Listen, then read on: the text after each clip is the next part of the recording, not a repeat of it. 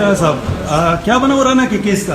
वालेकुम अस्सलाम वरहमतुल्लाहि वबरकातुहू। मैंने कहा था पूरी कौम को कि ये केस से भाग रहा है, ये ट्रायल से भाग रहा है, और ये जो इसने टोपी ड्रामा शुरू किया हुआ है, ख़ासकर कुरान मजीद अल्लाह माफ़ करे, हाथ में उठा के पहले प्रेस कॉन्फ्रेंस करना, फिर असेंबली के फ्लोर पे कुरान को, और फिर ये कहना कि जी इस पे हाथ रख के अल्लाह को हाजिर नाज़िर जान की ये कहे कि इसने ऐसी कोई चीज़, जो भी उसने कौम के सामने कहा वो पूरी कौम के सामने है, लेकिन ये भाग रहा है। आज 18 तारीख को राना सनाउल्लाह की जो लीगल टीम है उसने, फिर हमने डे टू डे हेयरिंग का कहा, वो आज भी भाग रहे हैं, लेकिन इंशाअल्लाह बिइज़्निल्लाह राना साहब को भागने नहीं देंगे, कानून की बालादस्ती को यकीनी बनाएंगे, और सबसे बढ़कर इस नासूर के खिलाफ जो प्राइम मिनिस्टर साहब का और हमारी हुकूमत का जो विजन है कि ज़ीरो टॉलरेंस, क्योंकि पाकिस्तान की बहुत बदनामी होगी और ये नासूर मेरी नस्लों को हॉन्ट कर रहा है, और इसमें जितने बड़े माफियाज के लोग क्यों ना हो उनको कैफिर किरदार तक पहुंचाना